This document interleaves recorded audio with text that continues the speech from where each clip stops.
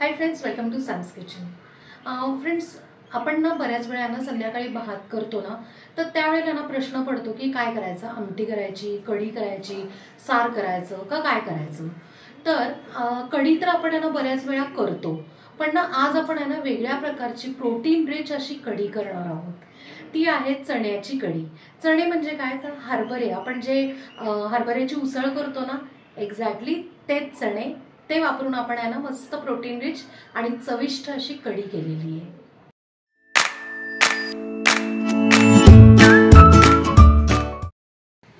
चण्याची कढी करण्यासाठी आपण काय केलंय की 1 बाउल आहे ना हे भिजवलेले आहे ना हरभरे म्हणजे चणे आहेत, ते आता आहे ना कुकरच्या छोट्या भांड्यामध्ये घालून घेऊया आणि हे बुडेपर्यंत आपण आहे ना पाणी घालून घेऊया. आता कुकरमध्ये एक 3 ते 4 शिट्ट्या करून आपण आहे ना हे हरभरे जे आहेत ते शिजवून घेऊया.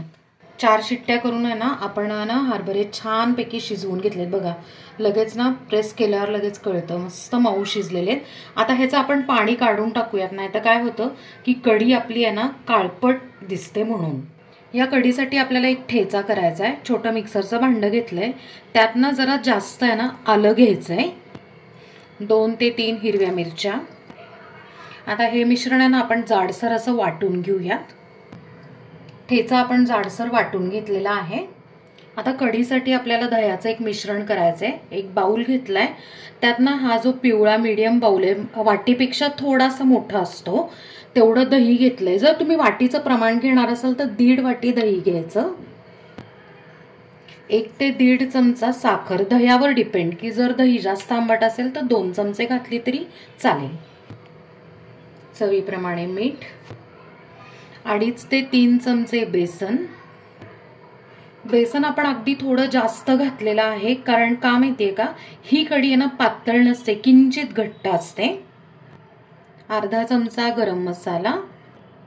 आता हे मिश्रण हलवून घेऊयात, म्हणजे काय होतं की त्याच्या गुठळ्या पण निघतात आणि छानपैकी आहे ना सगळं मिक्स होऊन क्रीमी होतं.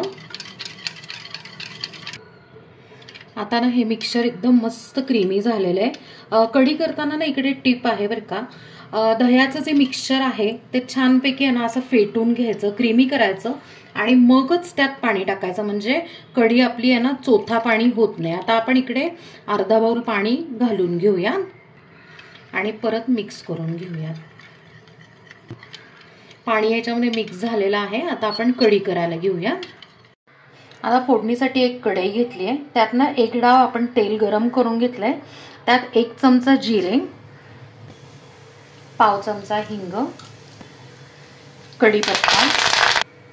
आपण जो ठेचा केला तो ह्याच्यात टाकून घेऊया सगळा. आता ठेचा छानपैकी आहे ना 1-2 मिनिटं परतून घेऊयात, म्हणजे त्याचा सगळा कच्चेपणा निघून जाईल. 2 मिनिटांनंतर आपण हे जे चणे आहेत त्याचं पाणी आपण काढून घेतलेलं आहे, ते आपण ह्याच्यात 1-2 मिनिटांना परतून घेऊयात. म्हणजे काय होतं की ना सगळे जे फ्लेवर्स आहेत ना ते ह्याच्यात उतरतात. 1-2 मिनिटं आपण आहे ना परतून घेतलेलं आहे. आता आपण जे दह्याचं मिक्सचर केलं आहे ते सगळं ह्याच्यात घालून घेऊयात आणि ज्या वेळेला आपण घालणार आहे त्याच्या आधी अगदी 1-2 मिनिटं आपण हलवून घेऊयात. आता ह्याच्यात मी अर्धा ते पाऊण ग्लास आहे ना पाणी घालून घेतेय आणि आता छान हे ना मिक्स करून आपण आहे ना कन्सिस्टन्सी चेक करूया. ही आपल्याला थोडीशी घट्टच ठेवायची, त्यामुळे जास्त पाणी घालायचं नाहीये. अंदाजे या कढीसाठी ना 1 ते 1.5 ग्लास पाणी पुष्कळ होतं.